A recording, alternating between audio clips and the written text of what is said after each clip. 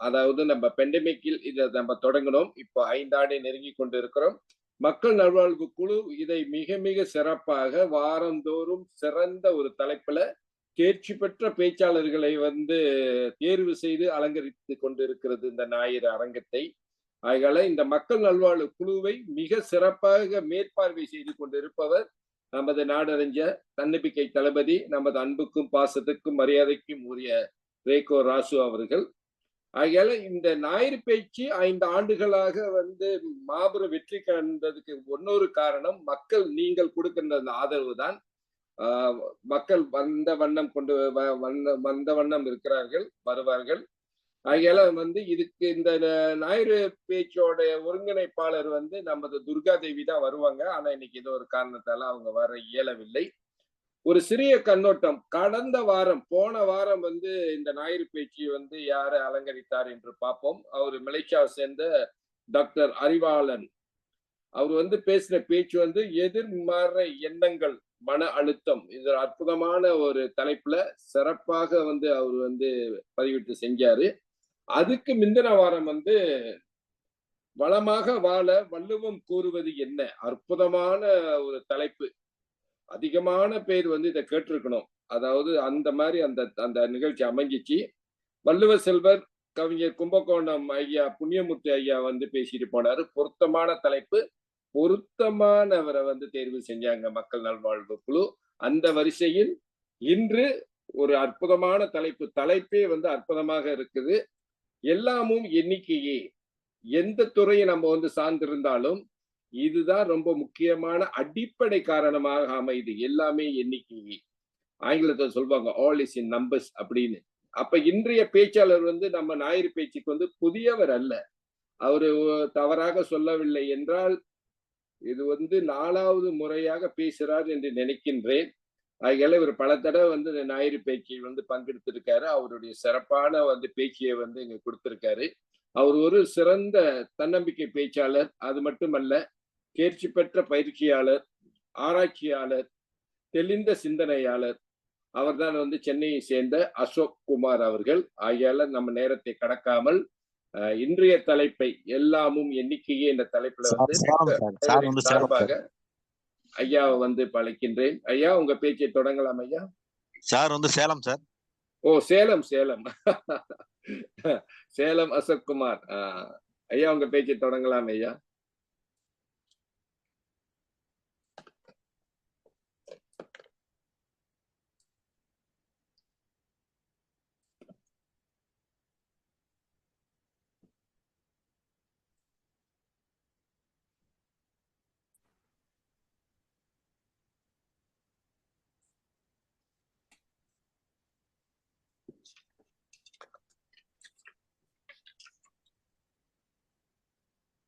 வணக்கம் அசோக் குமார் சார். உங்க பேச்சை தொடங்கலாம் ஐயா.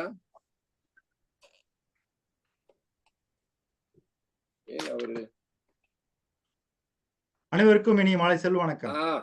வணக்கம் வணக்கம் வணக்கம் ஐயா, எப்படி இருக்கீங்க ஐயா? இன்றைய தலைப்பு எல்லாம் எண்கள் மயம். ஓ சரி. ஆனா அதுக்கு 2 நாளுக்கு முன்ன அவர் கொடுத்த அந்த எங்களுடைய பேனர்ல எல்லாமும் எண்ணிக்கையேன்ற பொழுது இருந்தது. அது அவர் மாத்திட்டாரு. சரி சரி. எல்லாமே எல்லாம் எண்கள் மயம். ஓ, எல்லாம் எண்கள் மயம். சிறப்புதான். நாம எல்லாம் கேட்டிருக்கிறது இது வரைக்கும் எல்லாம் இன்பமயம் தான் கேள்விப்பட்டிருக்கோம். எல்லாம் இங்க மயம். சரி, சிறப்பு. ஞாயிறு பேச்சிலே நாம் இன்று பார்க்கக்கூடிய அத்தலைப்பு எல்லாம் எண்கள் மயம்.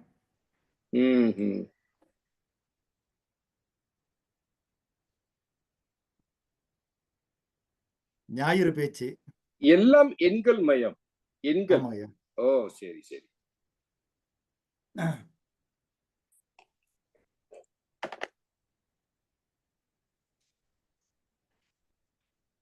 ஐயா, ஆரம்பிக்கலாம். நம்ம ஆரம்பிக்கலாம் ஐயா, ஆரம்பிக்கலாம். எத்தனை மணிக்கு ஐயா நான் முடிக்கணும்?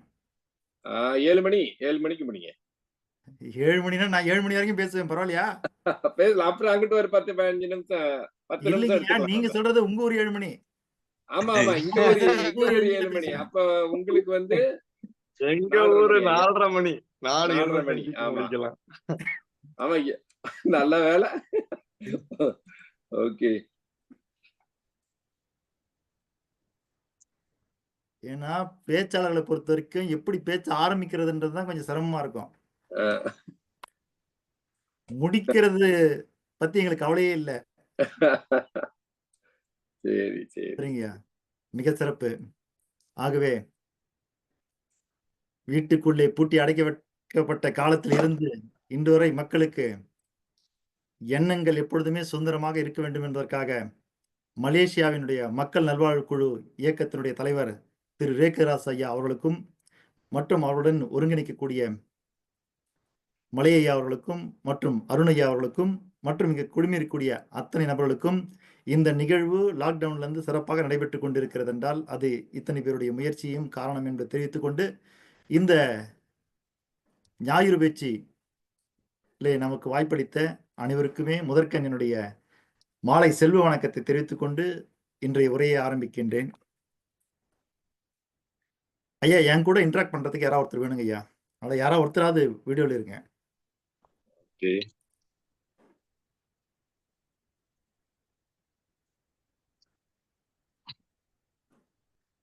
ஏன்னா வெறும் பேச்சு மட்டும் கொடுப்பது என்னுடைய வழக்கம் அல்ல. ம்.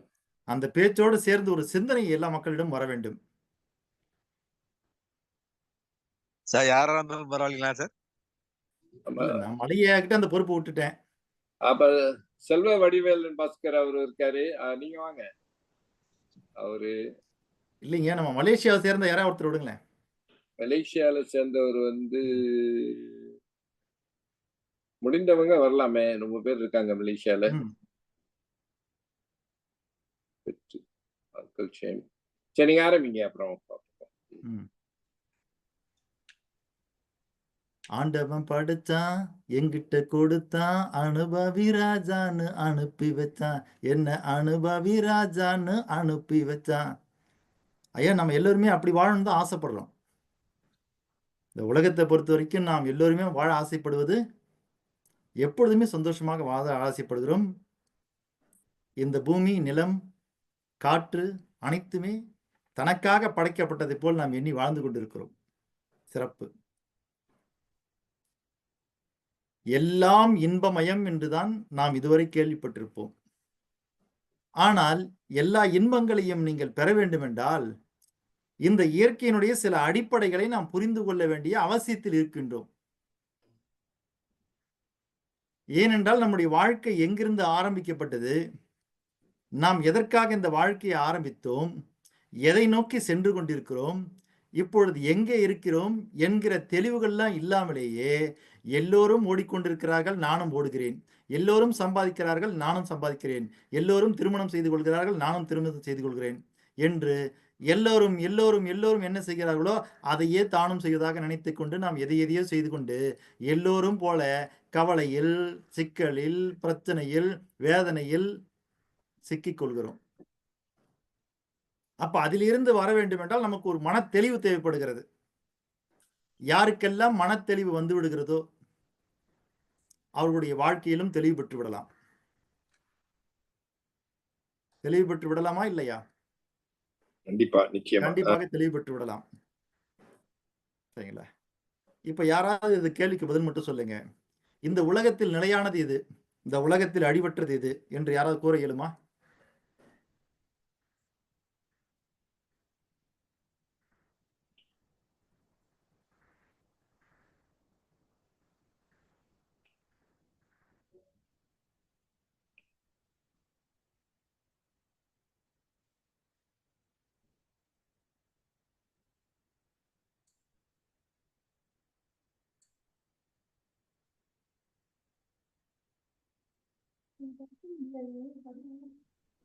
ஏன் இந்த கேள்வி புரிஞ்சுதுங்களா ஐயா? புரிஞ்சு சார். பதில் இல்லையே. மன நிம்மதி சார். ஏனென்றால் இன்று நாம் செல்லக்கூடிய தலைப்பு இருக்கு பாருங்க. இந்த தலைப்பு உங்களுக்கு வித்தியாசமானதாக புதிதாக இருக்கலாம், உங்களை குழப்பலாம், அல்லது இந்த மனிதர் ஏதோ தெளிவில்லாமல் பேசிக் கொண்டிருக்கிறார் அல்லது ஏதோ பிதற்றிக் கொண்டிருக்கிறார் என்பது கூட உங்களுக்கு புரிய வரலாம். ஆனால் அதிலே ஒரு ஆழம் இருக்கின்றது, ஒரு அர்த்தம் இருக்கிறது. அது புரிந்து கொள்ள வேண்டும் என்றால் சில அடிப்படைகள் உங்களுக்கு புரிய வேண்டும் என்பதற்காகத்தான் கேட்கின்றேன். இந்த உலகத்தில் நிலையானது எது, அழிவற்றது எது? சார் நிலையானது மனம்தான். அழிவற்றது வந்து உடல் சார். உடல் அழியவே அழியாது இல்லையா? உடல் அழிவற்றது ஃப்ரிட்ஜுக்குள்ளே வச்சிருப்போம் நம்ம. இல்ல இல்ல, அந்த பீரியட் டைம் முடிஞ்சது எக்ஸ்பைரி ஆயிடும்னு சொல்றேன். ஐயா இந்த கேள்வி புரிஞ்சுக்கங்க. நிலையானது எது, அழிவு அற்றது எது? அழிவற்றது, அழிவற்றது, அழிவு இல்லாதது, அழிவு இல்லாதது. ஆன்மா சார். அழிவற்றது ஆன்மா.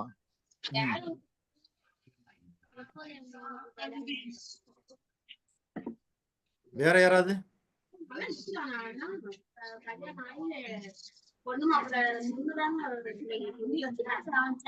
வேற யாராவது கூறுகளுமா? மலேசியால இருந்து எதுவும் பதில் கிடைக்குமா? ஏனென்றால் தமிழகத்தில் பதில் கேட்டு கேட்டு என் காதுகளுக்கு மிகவும் பழகிவிட்டது.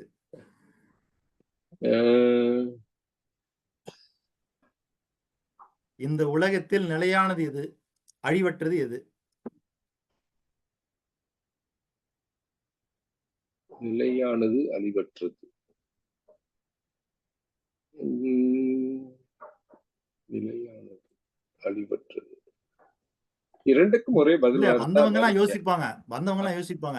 ஞாயிறு பேச்சுல எப்பயுமே வரவர் தானே பேசுவாரு, இவர் என்ன கேள்வி எல்லாம் கேட்கிறாரு, நம்மள பேச சொல்றாருன்னு. நம்ம எப்பயுமே இது வரைக்கும் மைக்க மியூட் பண்ணி வச்சுட்டு கேட்கறதான பழக்கம். இவர் என்ன திடீர்னு பதில் எல்லாம் கேட்கிறாருன்னு. நிலையானது நிலையானது மனம்னு சொல்லியிருக்கேன் சார். நிலையற்றது ஆன்மான்னு சொல்லியிருக்கேன் சார். ரெண்டுமே இல்லைங்கய்யா. ரெண்டுமே இல்லைங்களா? ரெண்டுமே ஆன்மா தான் பதில். சரி, அதாவது நான் எப்படி பதில் எதிர்பார்க்கிறேன்னா, இந்த இரண்டுக்குமான பதில் அறிவியல் பூர்வமானதாகவும் இருக்க வேண்டும், ஆன்மீக பூர்வமானதாகவும் இருக்க வேண்டும்.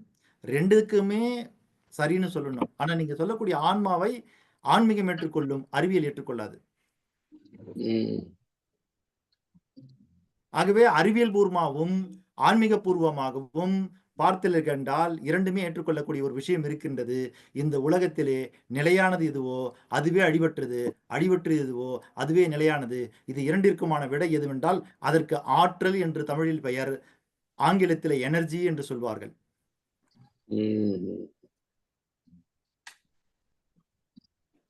ஐயா இப்ப இருக்கிற ஒரு பொருள் அழியலாம், மாறலாம், உருமாறலாம், என்ன வேணா செய்யலாம். ஆனால் ஆற்றல்கள் மட்டும்தான் எப்பொழுதுமே அழியாதது. இந்த உலகம் தோன்றுவதற்கு முன்பாக தோன்றியது ஆற்றல். சூரியன் தோன்றுவதற்கு முன்பாக தோன்றியது ஆற்றல்.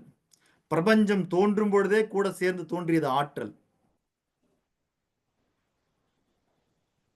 ஆகவே நாம் வாழ்ந்து கொண்டிருக்கிற இந்த பூமிக்கு என்ன வயது என்று கேட்டால் யாராவது சொல்ல முடியுமா?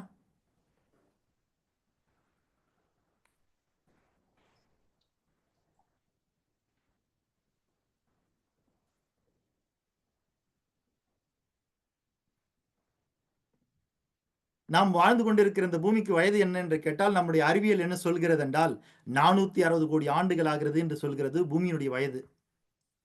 சூரியனுடைய வயது என்ன என்று கேட்டால் 500 கோடி ஆண்டுகள் ஆகிறது என்கிறது நம்முடைய அறிவியல். இந்த பிரபஞ்சம் தோன்றி எவ்வளவு ஆண்டுகள் ஆகிறது என்றால் 1380 கோடி ஆண்டுகள் ஆகிறது இந்த பிரபஞ்சம் தோன்றி.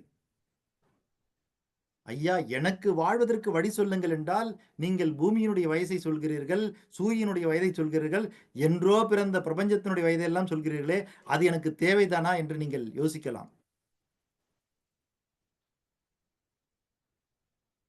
ஐயா மண்ணை பற்றியே தெரியாதவர்களுக்கு மரத்தை பற்றியும் செடியை பற்றியும் மரம் செடியில் கொடியில் காய்க்கின்ற பூக்களை பற்றியும் காய்களை பற்றியும் கனிகளை பற்றியும் எதுவும் தெரிந்தும் பிரயோஜனம் இல்லை.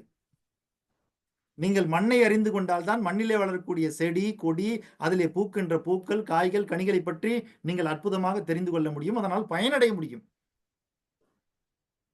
ஆகவே நீங்கள் பயனடைய வேண்டும் என்றால் மண்ணை பற்றி தெரியாமல் அதிலே வரக்கூடிய மகத்துவத்தை நீங்கள் அறிய முடியாது. அதை போலத்தான் நாம் நம்முடைய வாழ்க்கையை மகத்துவமானதாக மாற்றிக்கொள்ள வேண்டும் என்றால் சில அடிப்படை உண்மைகளை தெரிந்து கொள்ள வேண்டும். அந்த வகையில் தான் பூமி எப்படி தோன்றியது, சூரியன் எப்படி தோன்றியது, இந்த பிரபஞ்சம் எப்படி தோன்றியது என்றெல்லாம் பார்த்தீர்கள் என்றால் எல்லாமே ஒரு இடத்திலிருந்து தோன்றி இருக்கிறது. அந்த ஒரு இடத்திற்கு நாம் வைத்திருக்கிற பெயர் தான் சக்தி, ஆற்றல், எனர்ஜி.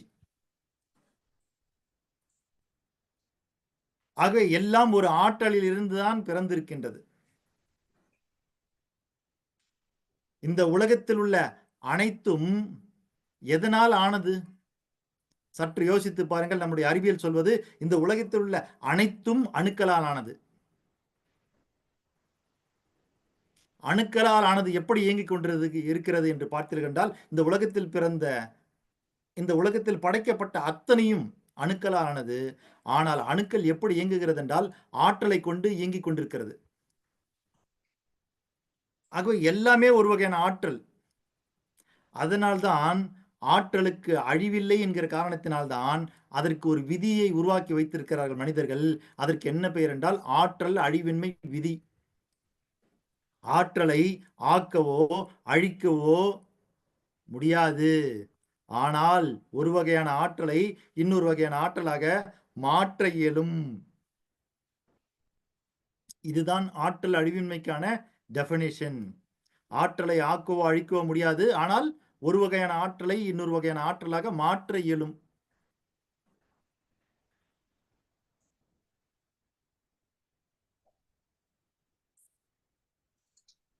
தந்தையிடம் உயிரணுவாக இருந்த நான், தாயிடம் கருவாக இருந்த நான், வளரும்போது கருவறையிலே பிண்டமாக இருந்த நான், சிறு குழந்தையாக பிறந்த நான், இன்று உங்களிடமெல்லாம் பேசக்கூடிய அளவுக்கு வளர்ந்திருக்கிறேன் என்றால் ஒன்றிலிருந்து ஒன்றாக மாறி மாறிதான் இந்த சக்தி இந்த உருவத்தை எடுத்திருக்கிறது.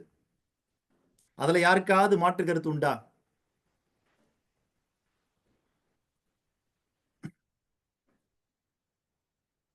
கண்டிப்பா இருக்க முடியாது. அப்ப எல்லாம் சக்தி மயம். இல்ல, இந்த உலகம் முழுதும் சக்தி மயம். ஒவ்வொன்றிற்கும் ஒரு சக்தி வேலை செய்து கொண்டிருக்கிறது. ஒவ்வொன்றும் ஒரு சக்தியிலிருந்து வெளிப்படுகிறது. நம் வீடுகளில் மின்சாரம் வீட்டிற்குள் நுழைகிறது மின்சக்தியாக. நீங்கள் மின்விளக்கை போட்டால் அங்கு ஒளியாற்றலாக மாற்றமடைகிறது. மின்னாற்றல் ஒளியாற்றலாக மாற்றமடைகிறது. நீங்கள் ஃபேன் போடுறீங்க, மின்விசிறியை சுழல விடுகிறீர்கள் என்றால் அங்கே மின்னாற்றல் இயக்க ஆற்றலாக மாறுகிறது. அல்லது நீங்கள் ஒரு தொலைக்காட்சி இயக்குகிறீர்கள் என்றால் மின்னாற்றல் ஒளியாற்றலாக மாறுகிறது, லைட். அல்லது நீங்கள் ஒரு வானொலி பெட்டி இயக்குகிறீர்கள் என்றால் அங்கே மின்னாற்றல் ஒளியாற்றலாக மாறுகிறது, சவுண்டு. அல்லது நீங்கள் ஒரு மைக்ரோவன் போடுறீங்க, மின்னாற்றல் வெப்ப ஆற்றலாக மாறுகிறது. இவ்வாறாக ஒரு ஆற்றல் இன்னொரு ஆற்றலாக மாறிதான் பயன்பட்டு கொண்டிருக்கிறது. அதில் யாருக்கும் எந்த மாற்று கருத்தும் இல்லையே. இது அடிப்படை. ஆகவே ஆற்றல்களை புரிந்து கொள்ளாத மனிதனால் இந்த உலகத்தில் எந்த அதிசயத்தையும் படைக்க முடியாது. இல்ல, புவியீர்ப்பு விசையை கண்டுபிடித்தது யார்? Sir Isaac Newton. Sir Isaac Newton. அவர் கண்டுபிடிப்பதற்கு முன்பாக புவியீர்ப்பு விசை இருந்ததா இல்லையா? இருந்தது. ஏற்கனவே இருந்ததை தான் அவர் உணர்ந்து கண்டுபிடித்தார். இல்ல, உணர்ந்து கண்டுபிடித்தார்னு என்ன அர்த்தம்? அப்ப அதுக்கு முன்னாடி இருந்தது என்றால் அவரை ஏன் நாம் கண்டுபிடித்தார் என்று சொல்கிறோம்? அதுக்கு முன்னாடி எந்த மக்களுக்கும் அது தெரியலையே. இருக்குதுங்கிறத யாருமே அது தெரிஞ்சுக்கல. அந்த உணர்வு வரல. அதாவது ஏன் அவரை கண்டுபிடித்தார் என்று சொல்கிறோம் என்றால் அதற்கு முன்பாக நாம் புவியீர்ப்பு விசையை பெரிய அளவில் பயன்படுத்தவில்லை. சரிங்களா? அதற்கு என்று ஒரு ஃபார்முலாலாம் தயார் பண்ணி புவியீர்ப்பு விசையை நம்ம பயன்படுத்தணுமா என்றால் இல்லை. ஆகவே நியூட்டனுடைய கண்டுபிடிப்புக்கு பிறகுதான் புவியீர்ப்பு விசையை எப்படி பயன்படுத்துவது என்று கற்றுக்கொண்டோம். ஆகவே புவியீர்ப்பு விசையை கண்டுபிடித்தவர் மட்டுமல்ல, புவியீர்ப்பு விசையை எப்படி பயன்படுத்துவது என்று கற்றுக் கொடுத்தவர் நியூட்டன். அதனாலதான் நம்ம அவரை புவியீர்ப்பு விசையை கண்டுபிடித்தவர்னு சொல்றோம். ஏனென்றால் அது பயன்பாட்டிற்கு வந்த காரணத்தினால். சரிங்களாம்மா? சரிங்க சார். Okay sir. இப்ப அந்த மாதிரி எனக்கு இன்னொரு கேள்வி இருக்குது. சரிங்களா? அந்த கேள்விக்கு போறதுக்கு முன்னாடி நம்ம பாஷா திரைப்படத்துல ரஜினிகாந்த் ஒரு பாட்டு பாடுவார். எண்களை பற்றி ஒரு பாட்டு, நம்ம வாழ்க்கையை பற்றி ஒரு பாட்டு. ரா ரா ரா ராமையா எட்டுக்குள்ளே உலகம் இருக்கு ராமையா. கேட்டா அட ரா ரா ரா ராமையா, நான் புட்டு புட்டு வைக்க போறேன் பாரையா. எட்டுக்குள்ள வாழ்க்கை இருக்கு ராமையா, எட்டுக்குள்ள வாழ்க்கை இருக்கு ராமையா, புத்திக்கு எட்டும்படி சொல்ல போறேன் கேளையா. இக்கடரா ரா ரா ராமையா, எட்டுக்குள்ள உலகம் இருக்கு ராமையா. முதல் எட்டில் ஆடாதது விளையாட்டல்ல, நீ இரண்டாம் எட்டில் கல்லாதது கல்வியும் அல்ல. முதல் எட்டில் ஆடாதது விளையாட்டல்ல, நீ இரண்டாம் எட்டில் கல்லாதது கல்வியும் அல்ல.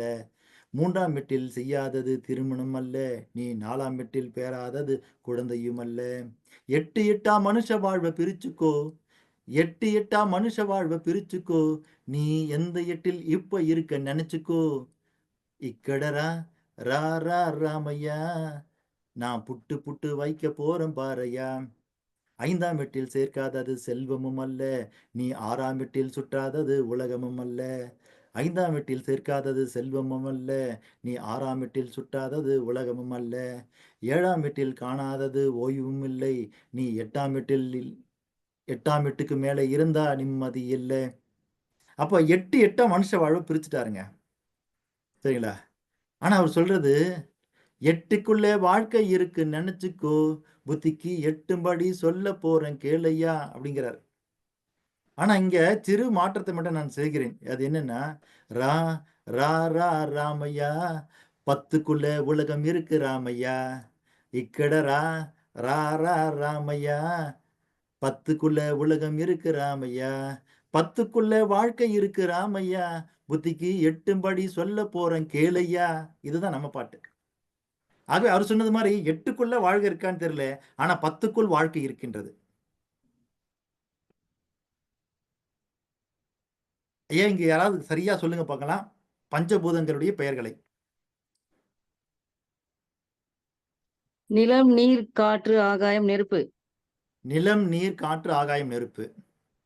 5 சொன்னீங்க, சரிங்களா? இது ஆங்கிலத்துல 5 எலிமெண்ட்னு நம்ம சொல்றோம். ஆனா தமிழ்ல சொல்லும்போது பஞ்சபூதம்னு சொல்றோம். இதை ஏன் பூதம் என்று சொல்கிறோம்?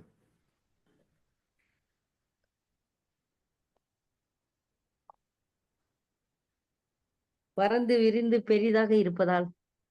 பறந்து விரிந்து பெரிதாக இருப்பதனால், சரிங்களா? நம்முடைய நம்முடைய சிந்தனைக்கு, நம்முடைய என்ன சொல்றது, கற்பனைக்கு எட்டாமல் இருப்பதால். கற்பனைக்கு எட்டாமல் இருக்கிறனால. சரி, ஓகே. இந்த மேக்னிஃபைங் கிளாஸ் இருக்கு பாருங்க, அது தமிழ்ல என்ன பேரு? உருப்பெருக்கி கண்ணாடி. கரெக்டா? உருப்பெருக்கி கண்ணாடி. ஆனா நம்ம ஊர்ல பேச்சு வழக்குல சொல்றது பூத கண்ணாடி. அதுக்கு ஏன் பூத கண்ணாடின்னு பேருன்னா, வேற ஒண்ணும் இல்ல, அது எல்லாத்தையும் பெருசு பண்ணி காமிக்கும். அப்ப பஞ்சபூதம்னா என்ன அர்த்தம்னா, உருவத்துல மட்டும் பெருசல்ல, சக்தியிலையும் பெரியது. உருவத்திலேயும் பெரியது, சக்தியிலையும் பெரியது. ஆகவே இரண்டத்திலும் பெரியதுனால அதுக்கு என்ன பேருன்னா பஞ்சபூதம்னு பேரு. ஆகவே எதை நீங்கள் பூதம் என்று சொல்கிறீர்களோ அதுக்கு என்ன பேருன்னா, அது உருவத்திலையும் பெருசா இருக்கும், ஆற்றலிலேயும் பெருசா இருக்கும். அப்ப நாமெல்லாம் அறிந்து கொண்டது பஞ்சபூதங்களை பற்றித்தான். தமிழ்ச்செல்வி மேடம் ரொம்ப அழகா சொன்னாங்க, நிலம், நீர், காற்று, ஆகாயம், நெருப்புன்னு. இதுதான் நமக்கு தெரிஞ்ச சக்திகள். ஆனா இந்த உலகத்தை ஆண்டு கொண்டிருப்பது 5 சக்திகள் இல்லை, மொத்தம் 10 சக்திகள். ஆகவே நாம் இதுவரைக்கும் படித்தது, கேட்டது, பார்த்தது, கேள்விப்பட்டது எல்லாம் நமக்கு சொல்லப்பட்டதெல்லாம் 5 பூதங்கள் மட்டும்தான். ஆனால் நான் ஆராய்ச்சி பண்ணி எனக்கு ஆராய்ச்சியில் கிடைச்ச முடிவு என்னன்னு கேட்டீங்கன்னா, இந்த உலகை ஆளக்கூடிய சக்திகள் மொத்தம் 10. அதை நாங்கள் தசபூதங்கள் என்று கூறுகிறோம். 10 பூதங்கள் ஐயா, சரிங்களா? ஆனா என்ன ஒரு அதுல வித்தியாசம்னு கேட்டீங்கன்னா, நமக்கு இதுவரைக்கும் சொல்லப்பட்ட பூதங்கள் இருக்கு பாருங்க, அது நம்மளுடைய புலன்களால் உணரக்கூடிய பூதங்கள். அதாவது அதை புறபூதங்கள் என்று வைத்துக் கொள்ளலாம். அகபூதங்கள் 5 இருக்கின்றது. அகபூதங்கள் 5, புறபூதங்கள் 5, மொத்தம் சேர்த்து 10 பூதங்கள். அப்ப அந்த அகபூதங்கள் அப்படின்னா அது என்ன அப்படின்றத பார்ப்பதற்கு முன்பாக மீண்டும் இந்த புறபூதங்கள் 5ஐயும் நம்ம ஒரு தடவை கிளாரிஃபை பண்ணிக்குவோம். மொத்தம் 5 பூதங்கள். 1 நிலம், 2 நீர், 3 காற்று, 4 ஆகாயம், 5 நெருப்பு. இந்த 5ஐயும் நாம் புறபூதங்கள் என்று சொல்கிறோம். ஏனென்றால் இதெல்லாம் புலன்களால் அறியக்கூடிய பூதங்கள். நம்முடைய புலன்களால் அறிய முடியாத, ஐம்புலன்களால் அறிய முடியாத 6வது புலனாகிய மனதால் மட்டுமே அறியக்கூடிய 5 பூதங்கள் இருக்கின்றது. அதுக்கு என்ன பேருன்னா அகபூதங்கள்னு பேரு. அது ஒரு 5. சரிங்களா? அப்ப இந்த பூதங்கள்னா என்ன அர்த்தம்? சக்திகள், வேற ஒண்ணும் இல்ல. அப்ப புறசக்திகள் 5 என்னன்னு பார்த்துட்டோம். அடுத்தது பார்க்க போறது அகசக்திகள் 5. இதெல்லாம் சக்தியா இல்லையான்னு நீங்க பேரை கேட்டவொன்னு தெரிஞ்சுக்கிங்க. 1 சரிங்களா? காலசக்தி. காலம் ஒரு சக்தி. இந்த உலகத்தினுடைய இயக்கத்திலே மிகப்பெரிய சக்தியாக இருக்கக்கூடிய ஒரு சக்தி காலம் என்பது ஒரு சக்தி. 2வது ஆக்கம் என்கிற சக்தி, ஆக்க சக்தி. 3வது இயக்கம் என்கிற ஒரு சக்தி, ஏக்க சக்தி. 4வது ஈர்ப்பு என்று சொல்லக்கூடிய சக்தி, ஈர்ப்பு சக்தி. 5வது உயிர்ப்பு என்று சொல்லக்கூடிய உயிர் சக்தி. இது 5ம் மனம் என்கிற புலனால் அறியக்கூடிய அகசக்திகள். இப்ப மொத்தம் எத்தனை ஆச்சு பாருங்க. மொத்தம் 10 சக்தி. சரிங்களா? இந்த நிலம், நீர், காற்று, ஆகாயம், நெருப்பு இருக்கு பாருங்க. அதுக்கு கூட நம்முடைய வகுப்புல ஒரு பேர் உண்டு. அந்த பேரையும் நீங்க எழுதிங்க. தெரியல. அப்ப புறசக்திகள் 5க்கும் நம்ம இங்க சக்தின்னு பேர் வச்சிருக்கோம். என்னன்னா 1 வெளி சக்தி, 1 வெளி சக்தி. 2 வெப்ப சக்தி, 2 வெப்ப சக்தி. 3 திடசக்தி. 4 வாயு சக்தி. 5 திரவ சக்தி. ஆக மொத்த 10 சக்தி.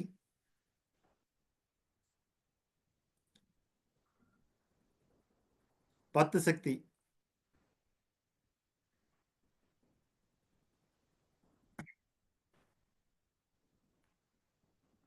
யாராவது ஒருத்தர் சொல்ல முடியுமா அந்த 10 சக்தி என்னன்னு? ஐயா நான் சொல்றேன் ஐயா. சொல்லுங்க வெட்டித்திருக்கம்மா. ஐயா வெளி சக்தியில இருந்து சொல்லணுங்களா? அதாவது நிலம், நீர், மொத்தம் 10 சக்தி பேரையும் சொல்லுங்க. ஓகேங்க ஐயா, ஓகேங்க ஐயா. ஐயா 1 நிலம், 2 நீர், அதை சொல்லட்டுங்களா ஐயா? இல்ல இந்த வெளி சக்தியில இருந்து சொல்லட்டுங்களா ஐயா?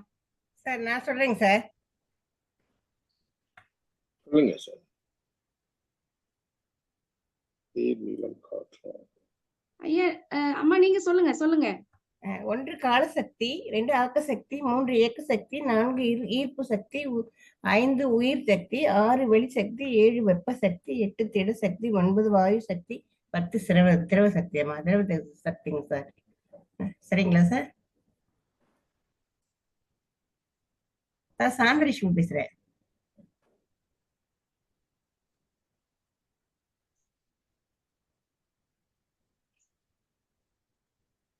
சரிங்கம்மா, சரியா சொல்லிட்டீங்க. இன்னும் சார் கிடைக்கல. சார் உங்க பேச்சு கேட்கல அசோக்குமார் சார். உங்களோட பேச்சு கேட்கல, மியூட்ல இருக்கு.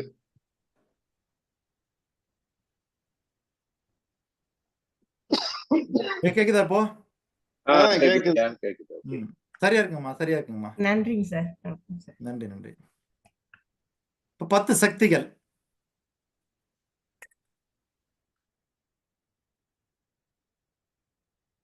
இப்ப இந்த சக்திகளை எல்லாம் நாம் எப்படி பயன்படுத்துவது? கொஞ்சம் யோசித்து பாருங்கள். ஐயா மின்சக்தி நீங்கள் எழுதுவதாக இருந்தால் தமிழிலே எந்தெந்த எழுத்துக்களை கொண்டு மின்சக்தி எழுதுவீர்கள்? யாராவது சொல்லி காட்டுங்கள் எனக்கு.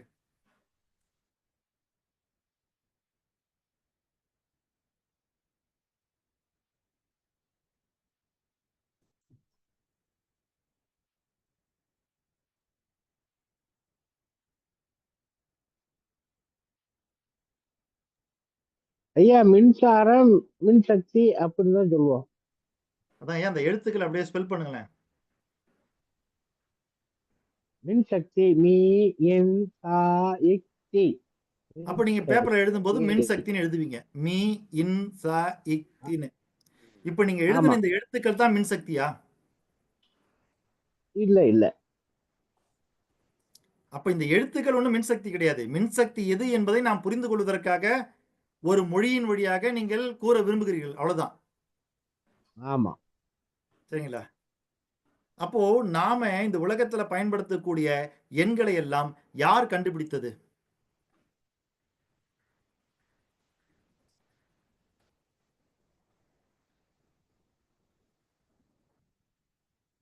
மனிதர்கள் தான் கண்டுபிடித்தார்கள். அதுல மனிதர்கள் எந்த தான், மாற்று நாம் கருத்தும் தான். இல்லை. சரிங்களா? மனிதர்கள் தான் கண்டுபிடித்தார்கள். இதுல எந்த மாற்று கருத்தும் இல்லை. எப்படி புவியீர்ப்பு விசையை கண்டுபிடித்ததாக சொல்லப்படுகிறதோ அப்படித்தான் எண்களும் கண்டுபிடிக்கப்பட்டது. ஆகவே மனிதன் கண்டுபிடிப்பதற்கு முன்பாகவே எண்கள் வாழ்ந்து கொண்டிருக்கிறது. நீங்க கொஞ்சம் யோசிச்சு பாருங்க, புவியீர்ப்பு விசை எப்பொழுது தோன்றியிருக்கும் என்று. புவியீர்ப்பு விசை எப்பொழுது தோன்றியிருக்கும்? பூமி தோன்றும் போதே தோன்றி இருக்க கூடும். பூமி தோன்றிய பிறகு தோன்றியிருக்கும் இல்லையா? ஆமா, அல்லது பூமி தோன்றும் போது தோன்றியிருக்கும். தோன்றும் போதே தோன்றியிருக்கும். பூமி தோன்றுவதற்கு முன்பாக புவியீர்ப்பு விசை தோன்றுவதற்கான வாய்ப்பு உண்டா? வாய்ப்பு இருக்காது. ஏன்னா புவியீர்ப்பு விசை அப்படித்தானே சொல்றோம். அப்படிதானே பூமியை சொல்றோம். அப்ப சார்ந்த வாய்ப்பு விசை. இல்லை தானே? வாய்ப்பு அப்படி இல்லை. என்றால் எண்களுடைய தோற்றம் எப்பொழுது, எண்கள் எப்பொழுது தோன்றியது?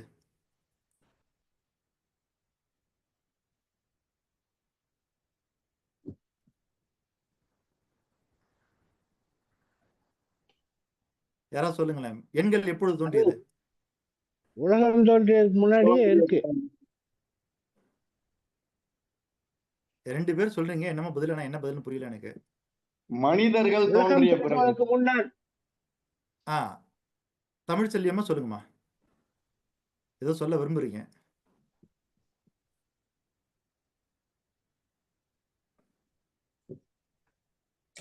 தமிழ் செல்வியம்மா ஏதோ சொல்ல விரும்புறீங்க, சொல்லுங்கம்மா. மனிதர்கள் தோன்றும் போதே, இந்த சக்திகள் எல்லாம் தோன்றும் போதே இந்த எண்களும் தோன்றி இருக்கக்கூடும் எனக்கு தோணுது. அப்படின்னு உங்களுக்கு தோணுது. ஆனா Yes, அருணையா நான் என்ன சொன்னா, மனிதர்கள் தோன்றிய பிறகுதான் எண்கள் தோன்றியதுன்னு. ஆனா எண்கள் எண்கள் எப்பொழுது தோன்றியிருக்கு. தோற்றம் அடைந்தது என்றால், பூமி தோன்றுவதற்கு முன்பாக, பூமி. சூரியன் தோன்றுவதற்கு முன்பாக, பால்வெளி மண்டலம் தோன்றுவதற்கு முன்பாக, அண்டம் தோன்றுவதற்கு முன்பாக, பேரண்டம் தோன்றுவதற்கு முன்பாக, எல்லாம் தோன்றுவதற்கு முன்பாக தோன்றிய பிரபஞ்சம் எப்பொழுது தோன்றியதோ அப்பொழுதே தோன்றியதுதான் எண்கள். ஆனால் பிரபஞ்சம் தோன்றும் போது எண்கள் சக்தி வடிவத்தில் இருந்தது. அந்த சக்திகளை நாம் புரிந்து கொள்வதற்காக உருவாக்கப்பட்ட வரி வடிவமும் ஒளி வடிவமும் தான் எண்கள். 10 சக்தி நான் சொன்ன பார்த்தீங்களா, இந்த 10 சக்தி, இந்த 10 சக்தி தான் பல மாற்றங்கள் அடைஞ்சு இன்னைக்கு நம்ம கிட்ட பல உருவத்துல பல மாதிரியான பொருட்களாக இருக்கின்றது. சரிங்களா? இன்று உலோகங்களாகவும் தாதுக்களாகவும் கனிமங்களாகவும், சரிங்களா, இப்படி மரம் செடி கொடிகளாக இருக்கிறது எல்லாமே இந்த 10 சக்தியினுடைய மாற்றங்கள் தான். ஆகவே இந்த உலகத்துல எத்தனை பொருட்கள் இருந்தாலும் அத்தனை பொருட்களும் இந்த 10 சக்தியிலிருந்து தோன்றியதுதான். இந்த உலகத்தில் உள்ள, இந்த பிரபஞ்சத்தில் உள்ள அத்தனை பொருட்களுமே இந்த 10 சக்தியிலிருந்து உருவானதுதான். நீங்க நல்லா உட்கார்ந்து தீவிர யோசித்து, அல்லது கூகுள்ல தேடி பார்த்துட்டு, அல்லது என்னென்னலாம் இருக்குதோ எல்லா புத்தகத்தையும் புரட்டி பார்த்துட்டு, இந்த 10 சக்தி தாண்டி 11வது ஒரு சக்தி இருக்குதான்னா இல்ல. இந்த 10 சக்திகள் தான் பல சக்திகளாக மாறி இன்று நம்மிடம் பயணித்துக் கொண்டிருக்கிறது. இப்ப பாருங்க, நம்ம முன்னாடி எவ்வளவு அழகா உட்கார்ந்துருக்காரு மலை ஐயா.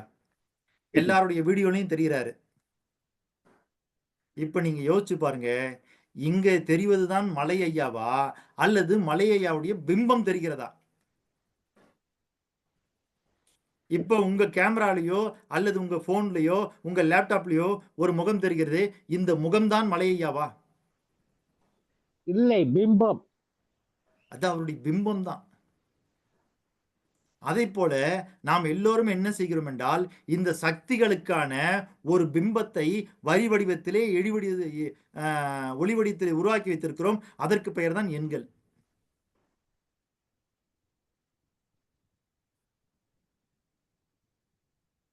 முருகன் துணைன்னு பல பேர் எழுதுறாங்க. அப்ப முருகன் துணை எழுதின அந்த எழுத்து தான் முருகனா என்றால் இல்லை. ஆகவே முருகனே துணைக்கு இருப்பதாக நினைத்து எழுதுகிறோம். சில பேர் ஊ மாதிரி போட்டுட்டு என்னன்னு கேட்டா பிள்ளையார் சுழின்றாங்க. கேட்டா பிள்ளையார முன்னாடி வச்சு ஒரு காரியத்தை ஆரம்பிக்க வேணாவா? அப்ப அந்த சுழி போட்டு விட்டாலே அது விநாயகருக்கு சமமாக ஆகிவிடுகிறது. அதை போலத்தான் சக்திகளை நாம் பயன்படுத்துவதற்காக அதற்கான ஒரு ஒரிவு வடிவத்தையும் வரி வடிவத்தையும் மனிதன் உருவாக்க வேண்டியிருந்தது. அப்படி மனிதன் உருவாக்கிய அந்த சக்திகளுக்கான ஒளி வடிவம் வரி வடிவம் தான் எண்களே தவிர, எண்கள் என்பதற்கான எண்களுடைய சக்திகளை நாம் கண்டுபிடிக்கவில்லை. எண்களுடைய வரி வடிவத்தையும் ஒளி வடிவத்தையும் மட்டும்தான் மனிதன் கண்டுபிடித்தான்.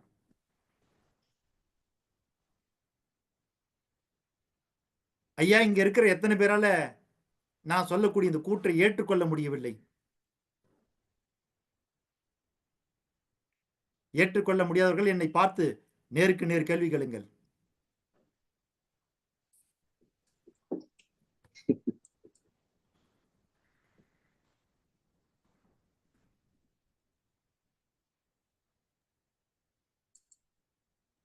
சொல்லவே வார்த்தை இல்லைங்க சார். இல்ல, எங்களெல்லாம் பார்த்தா என்ன தெரியுது? கோட்டு போட்டுட்டு வாரம் ஞாயிற்றுக்கிழமை வந்து உட்கார்ற மல்லையா மாதிரி தெரியுதான்னு என்ன பார்த்து கேள்வி கேளுங்க. நீங்க எது சொன்னாலும் மல்லையா கேட்டுக்குவாரு, நாங்க கேட்கணுன்ற அவசியம் இல்லை அப்படின்றவங்க கேள்வி கேளுங்க. ஐயா, சுழி போட்டு செயலதையும் தொடங்குன்னு ஒரு பாட்டு கூட இருக்கியா?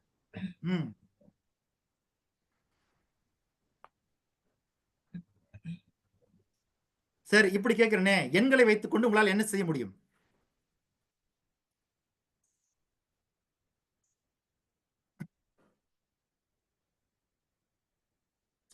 சரி, மீண்டும் நாம் தலைப்பை ஞாபகப்படுத்துவோம். இன்றைய தலைப்பு என்ன? எண்கள் தான், எல்லாத்துலயுமே எண்கள் தான் இருக்கு. நம்பர் 1 சொல்றோம், நம்பர் 2 சொல்றோம். ஏதோ ஒரு தலைப்பு என்னங்கம்மா? எல்லாமே எண்கள் மயம். எல்லாம் எண்கள் மயம். எல்லாம் எண்கள் மயம் அப்படின்னா என்ன அர்த்தம்னா, வேற ஒண்ணும் இல்ல, நீங்க செய்யக்கூடிய எல்லா செயல்களிலும் எண்கள் இருக்கின்றது.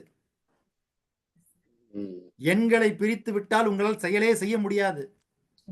எண்கள் பிரித்து விட்டால் உங்களுக்கு வாழ்க்கை இல்லை. எண்களை பிரித்து விட்டால் நீங்கள் இல்லை. எண்களை பிரித்து விட்டால் உங்க ஊர் இல்லை. எண்களை பிரித்து விட்டால் உங்கள் மொழி இல்லை. எண்களை பிரித்து விட்டால் உங்கள் ஜாதி இல்லை. எண்களை பிரித்து விட்டால் உங்கள் மதம் இல்லை. எண்களை பிரித்து விட்டால் உங்கள் உடல் இல்லை. எண்களை பிரித்து விட்டால் உங்களுடைய எண்ணங்கள் இல்லை. எண்களை பிரித்துட்டா எதுவுமே இல்லை. கடவுளுக்கு என்ன விதியெல்லாம் பொருந்துமோ அந்த விதியெல்லாம் பொருத்தி பாருங்க, அது அப்படியே எண்களுக்கும் பொருந்தும். கடவுளுக்கு என்ன விதியெல்லாம் பொருந்தும்? கடவுள் அங்கிங்கனாதபடி எங்கும் நிறைந்திருப்பவர் கடவுள். அந்த விதியை அப்படியே எண்களுக்கு பொருத்தி பாருங்க, அங்கிங்கனாதபடி எங்கும் நிறைந்திருப்பது எண்கள். கடவுளுக்கு ஆதியும் இல்லை, அந்தமும் இல்லை, தொடக்கமும் இல்லை, முடிவும் இல்லை. எண்களுக்கும் தொடக்கமும் இல்லை, முடிவும் இல்லை. கடவுளை வைத்துக்கொண்டு நீங்கள் என்னெல்லாம் செய்ய முடியுமோ அது அத்தனையும் எண்களை வைத்துக் கொண்டும் செய்ய முடியும். ஐயா, நீங்கள் கடவுளை கூட தவிர்த்து விட்டு வாழ்ந்து விடலாம். கடவுளை கூட நீங்கள் தவிர்த்து விட்டு வாழ்ந்து விடலாம். கடவுள் துணை இல்லாமல் கூட நீங்கள் வாழ்ந்து விடலாம். ஆனால் எண்களை தவிர்த்து விட்டு, எண்களுடைய உதவி இல்லாமல் இந்த உலகத்தில் ஒருவர் கூட வாழ முடியாது. உங்களுடைய பிறப்பு உறுதி செய்யப்படுவது டேட் ஆஃப் பர்த்ல. உங்களுடைய இறப்பு உறுதி செய்யப்படுவது டேட் ஆஃப் டெத்ல. இந்த டேட் ஆஃப் பர்த்துக்கும் டேட் ஆஃப் டெத்துக்கும் இடைப்பட்ட காலம் இருக்கு பாருங்க, அதுதான் உங்கள் வாழ்க்கை. ஆகவே உங்களுடைய பூத உடல் மறைந்த பிறகு எல்லாரும் சொல்லக்கூடியது, நீங்க எங்க இருக்கிறீங்க, என்னவா இருக்கிறீங்கன்னா, அவர் காலமானார். காலமா ஆயிட்டாருங்க, டைம் பீரியடா மாறிட்டாரு, அவ்வளவுதான். ஐயா, நீங்கள் யோசித்து பாருங்கள், எண்களை நீக்கிவிட்டால் உங்களால் நேரத்தை உணர முடியுமா? அல்லது நேரத்திலே எண்களை தவிர வேற என்ன இருக்கிறது என்பது உங்களால் அறிய முடிகிறதா? அப்ப நேரத்துக்கு ஏன் இவ்வளவு பெரிய மதிப்பு கொடுக்கிறோம்? நேரம் ஏன் இவ்வளவு பெரிய வேல்யூவானதாக இருக்கிறது? கடந்த காலம் வேணாம், கடந்த ஒரு நிமிடம் வேண்டாம், கடந்த ஒரு நொடியை விலை கொடுத்து வாங்கும் அளவுக்கு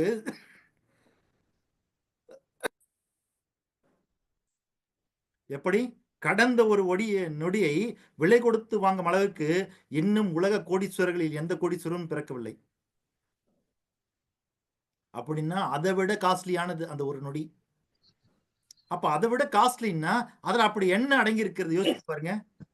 எண்கள் என்று சொல்லக்கூடிய சக்தியினுடைய வடிவம் காலம்.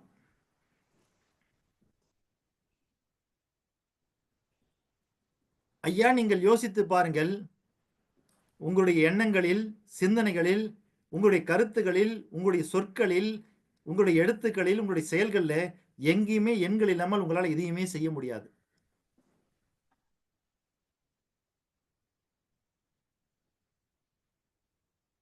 ஐயா, இன்பத்தை அழைக்க முடியுமாங்க ஐயா?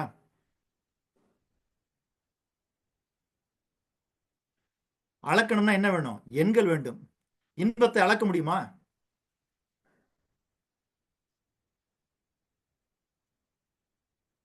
ஐயா, யாரா பதில் சொல்லுங்க ஐயா. முடியாதுங்க சார். முடியாதுன்னு நீங்க சொல்றீங்க. ஆனால் பாரதி அளந்திருக்கிறான். எத்தனை கோடி இன்பம் வைத்தாய் இறைவா என்று பாடலிலே நம்மை பார்த்து கேள்வி கேட்டிருக்கிறார் பாரதி. பராசக்தியை பார்த்து கேட்கிறார். சரில, அப்போ இன்பங்கள்ல கூட அளவு உண்டு. அதுவும் எப்படி? கோடி கோடியான இன்பங்கள் இருக்கின்றது. இல்லைன்னா பாரதி இப்படி சொல்லியிருப்பானா? பாரதி கூற்று பொய்த்து போகுமா? எத்தனை கோடி இன்பம் வைத்தாய் இறைவா. வறுமையிலே வாழ்ந்த ஒரு புலவன் சொன்ன வார்த்தை எத்தனை கோடி இன்பங்களை கொண்டது இந்த உலகம் என்பதை பார்த்து கொள்ளுங்கள். ஆனா எதற்காக எத்தனை கோடி இன்பம் என்று சொன்னான்? சொல்லி யோசிச்சு பாருங்க ஐயா. எவ்வளவு இன்பங்களை வச்சா இறைவான்னு கேட்கலாம் இல்லையா? ஆனா எத்தனை கோடி இன்பம் வைத்தாய் இறைவா என்று கேட்கிறான் பாரதி.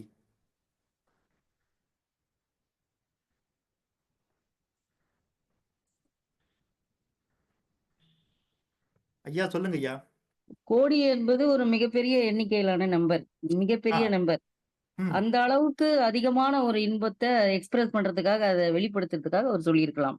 அதாவது இந்த வாழ்க்கை என்பது எவ்வளவு பெருமதிப்பு கொண்டது என்பதை நாம் உணர வேண்டும் என்பதற்காக எத்தனை கோடி இன்பம் வைத்தாய் இறைவா என்று கேட்கின்றார். ஏனென்றால் வாழ்வினுடைய பெருமதிப்பை நாம் உணர வேண்டும். அப்ப நமக்கு என்ன தெரியணும்? ஐயோ, இவ்வளவு பிரம்மாண்டமானதா வாழ்க்கை, இவ்வளவு அற்புதமானதா வாழ்க்கை அப்படின்னு தெரியணும்னா நமக்கு என்னன்னா ஒரு பெரிய எண் தேவைப்படுகிறது. அதனால்தான் சொல்கிறார் அவர், எத்தனை கோடி இன்பம் வைத்தாய் இறைவா என்று.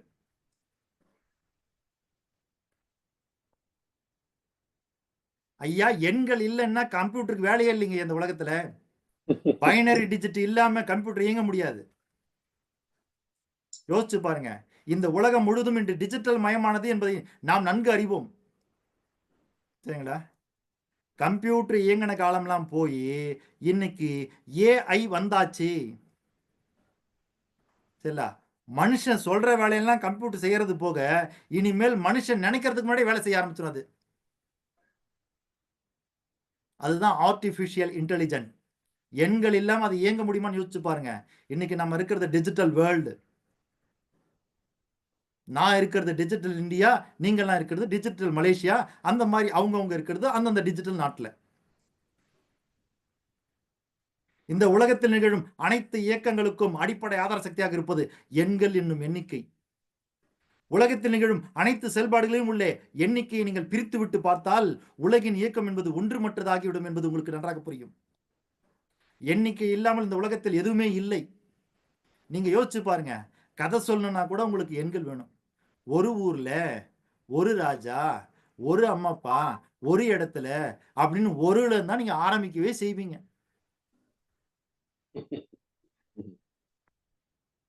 கதை சொல்ல எண்கள் வேண்டும், கவிதை சொல்ல எண்கள் வேண்டும், இலக்கணம் சொல்ல எண்கள் வேண்டும், இலக்கியம் சொல்ல எண்கள் வேண்டும். எண்கள் இல்லாமல் எதுவும் இல்லை. தமிழ் பாடத்திலே தமிழ் மொழி இருக்கலாம், ஆங்கில பாடத்திலே ஆங்கிலம் இருக்கலாம், கணித பாடத்திலே கணிதம் இருக்கலாம், அறிவியல் பாடத்திலே அறிவியல் இருக்கலாம். சரிங்களா? இப்படி அந்தந்த பாடப்பிரிவில் அந்தந்த பாடங்கள் இருக்கலாம். ஆனால் எல்லா பாடங்களிலும் இருக்கக்கூடிய ஒரு பொது பாடம் எதுவென்றால் அது எண்கள் மட்டும்தான். தமிழிலே எண்கள் இருக்கும், ஆங்கிலத்திலே எண்கள் இருக்கும், கணிதத்திலே எண்கள் இருக்கும், அறிவியலிலே எண்கள் இருக்கும், சமூக அறிவியலிலே எண்கள் இருக்கும், வாழ்வியலிலே எண்கள் இருக்கும், பாட்டிலே இருக்கும், இசையிலே இருக்கும், இயக்கத்தில் இருக்கும், மொழியிலே இருக்கும், நாட்டிலே இருக்கும், எல்லா இடத்திலும் எண்கள் இருக்கும். எண்களை தவிர்த்து உங்களால் வாழ்வது மிக கடினம். எண்ணிக்கையின் சக்தியை முழுமையாக அளவிட முடியுமா என்றால் அதன் மீதான அறிவியல் ஆராய்ச்சிகள் இன்னும் தொடர்ந்து கொண்டேதான் இருக்கிறது. அதனால்தான் மனுஷன் முட்டி முட்டி பார்த்துட்டு இது எங்கேயா முடியுது, அது எங்க முடியுதுன்னு தெரியல. அதனால என்ன பண்ணா, நிக்க வச்சிருந்த எட்டை படுக்க போட்டு எண்ணு எங்க முடியுதுன்னே தெரியாது. அதனால அதுக்கு பேர் முடிவெளின்னு பேர் வச்சுட்டான். இன்ஃபினிட்டின்னு பேரு. சரிங்களா? அவனால் நிக்க வைக்க முடியல 8. உடனே படுக்க போட்டான். ஆக படுக்க போட்ட 8 வச்சுக்கிட்டு அதுக்கு என்ன பேருனா எண்களுக்கு முடிவே இல்லைன்னு ஒரு வடிவத்தை கொடுத்து முடிச்சிட்டான்.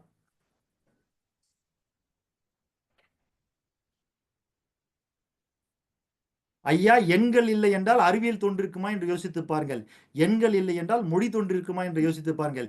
எண்கள் இல்லை என்றால் பண்பாடு தோன்றிருக்குமா என்று யோசித்து பாருங்கள். எண்கள் இல்லாமல் பரிணாம வளர்ச்சி இல்லை. எண்கள் இல்லாமல் சரிங்களா பரிமாண வளர்ச்சி இல்லை. பரிணாம வளர்ச்சியும் இல்லை, பரிமாண வளர்ச்சியும் இல்லை. நீங்கள் கற்பனையில் பார்த்தா கூட 3D தான் பார்க்க முடியும். இந்த உலகத்தில் இருக்கிற எல்லா பொருளும் ஒன்று சிங்கிள் டி, இல்ல டபுள் டி, இல்ல ட்ரிபிள் டி, 3D. அப்ப அதுக்கு என்ன தேவைப்படுது? எண்கள் தேவைப்படுகிறது. ஆனால் எண்களுடைய முக்கியத்தை நாம் உணர்ந்து தான் வாழ்ந்து கொண்டிருக்கோமா என்றால் இல்லை.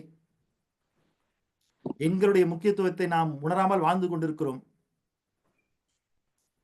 அதனால்தான் நம்முடைய முன்னோர்கள் சொல்லி வைத்தார்கள், எண்ணம் போல் வாழ்க்கைன்னு. மலையா சொல்லுங்க, எண்ணம் போல் வாழ்க்கைனா என்னங்க அர்த்தம்? விரும்பியபடி வாழ்க்கை. என்னங்கய்யா? நீங்க எதை விரும்புறீங்களோ அது மாதிரி வாழ்க்கையா? எதவா எண்ணிக்கொண்டிருக்கிறீர்களோ அது போல வாழ்க்கை. இது ஒரு அர்த்தம். அதுல மறைமுகமா இருக்கிற இன்னொரு அர்த்தம் என்னத்தீங்களா? எண்ணம் என்பது எண்ணம் மட்டும் அல்ல. எண்ணம் என்றால் அதற்கு தமிழிலே இன்னொரு பொருள் இருக்கிறது. அதற்கு எண்ணிக்கை என்று ஒரு பொருள். எண்ணம் போல் வாழ்க்கை என்பதிலே உங்களுடைய எண்ணம் போல் மட்டும் வாழ்க்கை அல்ல, எண்ணிக்கை போலும் வாழ்க்கை. ஆகவே இந்த இடத்துக்கு வந்தோடனே தான் பல பேர் சொல்லுவாங்க, ஓ இவர் ஏதோ எண்ணியல் சாஸ்திரம் சொல்ல போறாரு, நியூமராலஜி சொல்ல போறாரு, நேமாலஜி சொல்ல போறாரு. அதெல்லாம் இல்லை. அதெல்லாம் வந்துன்னா நான் சொல்லக்கூடிய சக்திக்கு முன்னாடி இருக்கக்கூடிய எச்சங்கள். இந்த 10 மகா சக்திகளுக்கு முன்னாடி இருக்கக்கூடிய எச்சங்கள் தான் அதெல்லாம். நான் எச்சத்தை பத்தி பேச வரல, அதனுடைய பிரம்மாண்டத்தை பத்தி பேச வந்திருக்கிறேன். ஆக எண்ணம் என்பது சிந்தனை என்கிற ஒரு பொருளை மட்டும்தான் நாம் பார்க்கிறோம். அதில் இருக்க இன்னொரு பொருள் எண்ணிக்கை. ஐயா, உங்களுடைய ஆரோக்கியம் இருக்குது பாருங்க. உங்களுடைய ஆரோக்கியத்தை எதை வைத்து நீங்கள் முடிவு செய்கிறீர்கள்? மருத்துவ ஆய்வுகளை வைத்து. மருத்துவ ஆய்வுகள் என்ன இருக்குது? பிபி நம்பரு, சுகரு நம்பரு, சரிங்களா, உள்ள இருக்கிற சோடியம், அயனு, ஜிங்கு, பொட்டாசியம் எல்லாம் number, vitamin A, B, C எல்லாம் நம்பரு. நம்பர் வச்சுதான் உங்க ஆரோக்கியமே தீர்மானிக்கப்படுகிறது. ஐயா, போய் பள்ளியில சேர்ந்துட்டீங்க, உங்களுடைய கல்வி நம்பரு, எடுக்கின்ற மதிப்பெண் நம்பரு, சரிங்களா, நீங்க யாருன்னு அடையாளம் காட்டுறதே உங்க நம்பர் தான். பாஸ்போர்ட்டுக்கு நம்பரு, ஓட்டர் ஐடி கார்டுக்கு நம்பரு, ஆதார் ஐடி கார்டுக்கு நம்பரு, இன்டர்நேஷனல் கார்டுக்கு நம்பரு, டிரைவிங் லைசன்ஸுக்கு நம்பரு. ஆகவே உங்களுக்கான எல்லா அடையாளங்கள் இருந்தாலும் எல்லா அடையாளத்துக்கும் நம்பர் இருந்தால் தான் அது வேலிடு. நம்பர் இல்லைன்னா நோ வேலிடு. உங்க முகம் இருக்கலாம், உங்க பேர் இருக்கலாம், உங்க வயசு இருக்கலாம், நீங்க பிறந்த ஊர் இருக்கலாம், எது இருக்குது ஐயா அதுல ஒரு நம்பர் இல்லை, அது நோ வேலிடு. நம்பர் இருந்தால் தான் valid. Bank passbook, bank account number, பேங்க்ல எவ்வளவு பணம் இருக்குது நம்பரு, பணத்துல என்ன இருக்குது நம்பருங்க ஐயா, நம்பரு. இன்னைக்கு மலையாக்கு நான் பணம் அனுப்பணும்னா நான் பணத்துல அனுப்ப வேண்டியது இல்ல, என் போன்ல இருந்து அவர் போனுக்கு நம்பர் அனுப்பிச்சா போதும். சரிங்களா, ஒரு 10,000 பணம் அனுப்புனா 10,000 நம்பர் போட்டு அனுப்பிச்சா போதும். இந்த 10,000 நம்பர் இங்க இருந்து அங்க டிரான்ஸ்பர் ஆனா போதும், பணமே டிரான்ஸ்பர் ஆனத பொருள். அப்ப எல்லாம் நம்பர் தான், எல்லாம் எண்கள் மயம். அதை புரிந்து கொண்டதனால்தான் 2055 ஆண்டுகளுக்கு முன் வாழ்ந்த நம்முடைய தெய்வ புலவர் திருவள்ளுவர் என்ன சொல்கிறார் என்றால், எண்ணென்ப ஏன எழுத்தென்ப இவ்விரண்டும் கண்ணென்ப வாழும் உயிர்க்கின்றார். குறள் எண் 392, அதிகாரம் கல்வி. சரிங்களா, 40வது அதிகாரமான கல்விங்கிற அதிகாரத்துல என்ன சொல்ல பாருங்க, எண்ணென்ப ஏன எழுத்தென்பங்கிறார். அப்படின்னு என்ன அர்த்தம்? எண்கள் போக தாங்க ஐயா, மிச்சம்தான் ஏனை. புரியுதுல்ல? நம்ம சொல்லுவோம்ல, இதெல்லாம் போக மிச்சம் இருந்தா நீ எடுத்துக்கோன்னு. அந்த மாதிரி நீங்க முதலுக்கு மதிப்பு தர வேண்டியது எதற்கு? எண்களுக்குத்தான். அது போக மிச்சம்தான் எழுத்துக்கு. இது ரெண்டு சேர்ந்தது என்ன? வாழும் உயிர்க்கு கண்கள். ஆகவே இந்த இடத்துல அவர் எண்கள்னு சொல்றது வெறும் எண்களாக பார்க்கவில்லை, சக்தியின் வடிவமாக பார்த்த காரணத்தினால்தான் அவர் எண்ணென்ப ஏன எழுத்தென்ப இவ்விரண்டும் கண்ணென்ப வாழும் உயிர்க்கு என்று குறிப்பிடுகின்றார். ஆனா நாம தான் புரிஞ்சுக்கல. அதுக்கு விளக்கம் என்ன தெரியுமா கொடுத்திருக்கோம்? அபத்தமா கொடுத்திருக்கிறோம் விளக்கமெல்லாம். சரி, அது ஒரு பக்கம் இருக்கட்டும். தமிழ் மூதாட்டி கொன்றை வேந்தன்ல சொல்றாங்க, பாடல் எண் 7, சரிங்களா? எண்ணும் எழுத்தும் கண் என தகும். அப்படின்னா என்ன அர்த்தம்? வள்ளுவர் சொல்லும்போது கூட எழுத்தென்ப ஏனை எண்ணென்பன்னு சொல்லல, எண்ணென்ப ஏனை எழுத்தென்பன்னு தான் சொல்றாரு. அப்ப என்ன அர்த்தம்? எண்ணுக்குத்தான் முக்கியத்துவம் தருகிறார். அவ்வை அதுக்கு பிறகு வந்து அவ்வை என்ன சொல்றாங்க? எண்ணும் எழுத்தும் கண் என தகும். அவங்களும் முன்னிலை எதுக்கு தராங்க? எண்ணுக்கு தருகிறார்கள். எழுத்துக்கு அப்புறம் தான், 2வது இடம் தான். சரிங்களா? 1.25 அடியில வள்ளுவர் கொடுத்தார் விளக்கத்தை, 1 அடியில அவ்வை கொடுத்தாங்க கொன்றை வேந்தன்ல. அது கூட வேண்டாம்னு 1/2 அடியில சொல்றாங்க ஆத்திச்சூடியில. என் எழுத்து இகழேல், எண்ணையும் எழுத்தையும் இகழாதேன்றாங்க. நானும் இப்ப கடைசி அங்கதான் முடிக்க வருகிறேன். என்ன சொல்ல வரேன்னா, ஐயா நீங்க எண்களை உயிரா பார்க்கலனா பரவாயில்ல, கடவுளா பார்க்கலனா பரவாயில்ல, பெரிய மதிப்பு கொடுக்கலாம் பரவாயில்ல, ஆனால் எண்களை எக்காரணத்துக் கொண்டும் துட்சியமாக நினைக்காதீர்கள். அதை ஒரு பொருட்டா இல்லாம நீங்க வாழாதீர்கள். உங்கள் வாழ்க்கையினுடைய பெரும் பகுதியை எண்கள் தான் ஆக்கிரமித்துக் கொண்டு இருக்கிறது என்கிற பொழுது நாம் எண்களை விட்டுவிட்டு எப்படி நாம் வாழ்க்கையில் முன்னேறப் போகிறோம்? உங்களுடைய வெற்றியில எண்கள் இருக்கின்றது, உங்களுடைய வளர்ச்சியில எண்கள் இருக்கிறது, உங்களுடைய முயற்சியில எண்கள் இருக்கிறது, உங்களுடைய சாதனையில எண்கள் இருக்கிறது, உங்களுடைய சரித்திரத்தில் எண்கள் இருக்கிறது. ஏன் நீங்கள் படிக்கின்ற ஒரு புத்தகத்தை எடுத்துக்கொள்ளுங்கள், பக்க எண் இல்லாமல் அந்த புத்தகத்தை படித்து பாருங்கள். எவ்வளவு படித்தும் அந்த பக்கம் இல்லாமல் அது மனசுல நிற்கவே நிற்காது. ஐயா தமிழ்ல எத்தனையோ இலக்கியங்கள் இருக்கிறது, எத்தனையோ இலக்கண நூல்கள் இருக்கிறது. அதெல்லாம் இந்த உலக புகழ் பெறாமல் ஒரு நூல் மட்டும் தமிழிலே உலக புகழ் பெற்றதென்றால் அதற்கு என்ன காரணம் என்று யோசித்து பாருங்கள். வேறு ஒண்ணுமில்லை, எண்கள் பயன்படுத்தக்கூடிய விதம். சரிங்களா? திருமந்திரத்துல கூட ஒவ்வொரு பாடலுக்கும் எண் வழங்கப்பட்டிருக்கிறது. ஆனால் எண்களை முழுமையாக கையாண்ட திருக்குறள் தான் இன்று உலக பொதுமறையாக இருக்கின்றது. 3 பால்களாக, 13 இயல்களாக, 133 அதிகாரங்களாக, 1330 பாடல்களாக, 2660 வரிகளாக விளங்கக்கூடிய ஒரே நூல் திருக்குறள். அது இந்த அளவுக்கு உலக புகழ் பெற்று நிற்கிறதென்றால் அதற்கு என்ன காரணம்?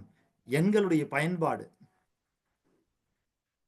ஐயா நீங்க வேற எந்த, சரிங்களா, அகநானூறு, புறநானூறு, 10 பாட்டு, 8 தொகை, எந்த நூல்ல இருந்து எதை எடுத்து நீங்கள் மேற்கோள் காட்டினாலும் அந்த வார்த்தைகளை மட்டும்தான் எழுதுவீர்கள். ஆனால் குறள் எண்ணுடன் எழுதப்படக்கூடிய ஒரே செய்யுள் திருக்குறள் மட்டும்தான். அதுல மட்டும்தான் குறள் எழுதின உடனே குறள் எண் எழுதப்படுகிறது. ஆத்திச்சூடி கூட இப்ப நான் சொன்னேன் பாருங்க, இல்ல எண் எழுத்து இகழேல்னு. நாம என்னைக்காவது ஆத்திச்சூட்ல எண் எழுத்து இகழல்னு போட்டு அது எத்தனாவது லைன் எழுதியிருக்குமா? கிடையாது. எண்ணும் எழுத்தும் கண்ணென தகும்னு சொன்ன பாருங்க, அது எத்தனாவது செய்யணும் நம்ம எழுதியிருக்கோமா? இல்லை. ஆனால் திருக்குறள் எழுதும்போது மட்டும்தான் எண்களை பயன்படுத்துகிறோம். அதன் காரணமாகத்தான் அது உலக புகழ் பெற்று விளங்குகிறது, இன்று திகழ்கிறது என்பதை நீங்கள் புரிந்து கொள்ளுங்கள். ஆகவே எண்கள் என்பது வெறும் எண்கள் மட்டுமல்ல, எண்கள் என்பது 10 சக்திகளுடைய வடிவம்.